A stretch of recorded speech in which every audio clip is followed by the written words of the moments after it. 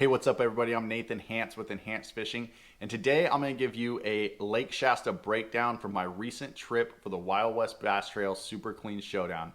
We're going to talk about the baits that I used to catch my fish, the rods that I was using, as well as some things that I figured out towards the end of the day on day 2. Let's jump right into this video and get talking about it. Okay everybody, so if you have not seen my Wild West Bass Trail Pro-Am video that I just put out on Friday, make sure to check that out. I'll put a card right up here for you guys so you can see that video. As I said in that video, I didn't get any footage of day 1. I only put 3 fish in the boat all day.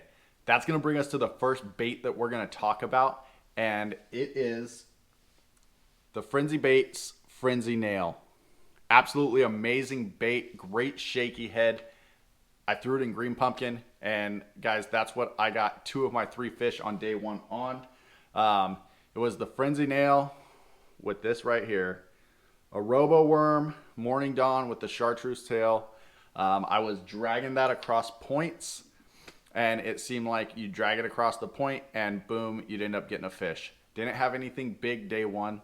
I ended up only having 3.70 pounds. But still got some fish, took them across the scales, and it was a start.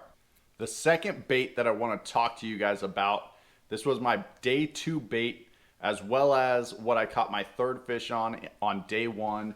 And right here, just a little stick bait. This is the color I threw most of the time. It's a natural shad color. I also threw the green pumpkin black flake a little bit while I was out there. I was throwing that Nico style, guys. I wasn't going weightless. I was using a 1/16 ounce nail head in the head of that thing, and I was using a spear point hook. This is a 2. I was using a 1 and a 2 going back and forth throughout the day. This is what I caught a majority of my fish on. I ended up putting 5 in the boat on this thing, 1 on a green pumpkin and 4 on a natural shad on day 2. And if you guys did see that video that I was just talking about, you guys know that 3 of those 5 fish on day 2 came in the last 25 minutes of the event. Okay, so talking about that last 25 minutes where I caught 3 fish, I'm going to talk to you guys in just a second about something that I figured out towards the end of the day, and I should have figured out earlier. But first I want to talk to you guys about the rods I was using to throw these baits. So the first rod, the one that I'm holding right here, this is the Fish Sticks SB 822.5, guys. This is a 6'10" rod, and this is what I was throwing the shaky head on, that Frenzy Nail. And guys, this thing, it's a great rod, great sensitivity. I was throwing this, I've got a 10-pound braid to a 6-pound leader on this rod. Every time I'd get in front of a point, I'd drag that shaky head across, and then boom, I'd end up getting a fish.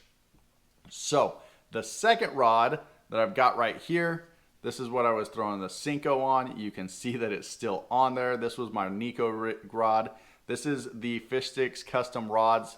This is the CB72 8-15, guys, and this rod is amazing. Probably one of my favorite rods in their lineup.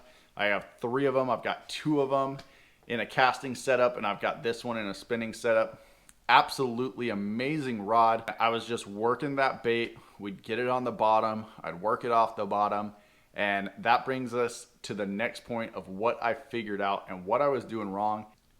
All right, so as I said earlier, in the last 25 minutes to fish of the event, I ended up catching 3 fish, putting 3 keepers in the boat to give myself 5 for day 2 and bump me up. I ended up finishing 101st in the event.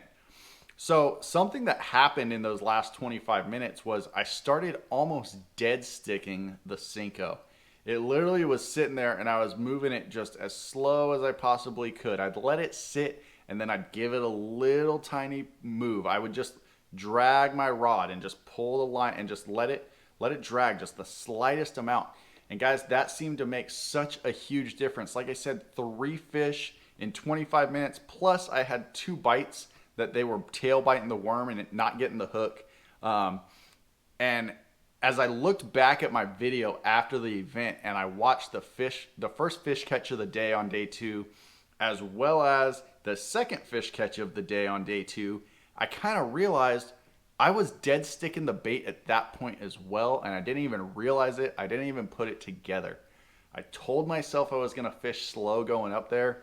You get in the moment and you start speeding up, and that's what I did, and it really came back to bite me. I think had I slowed down a lot earlier, I would have put a lot more fish in the boat and probably would have finished a little bit better. So I just wanted to give you guys that breakdown of that event, the breakdown of the tournament.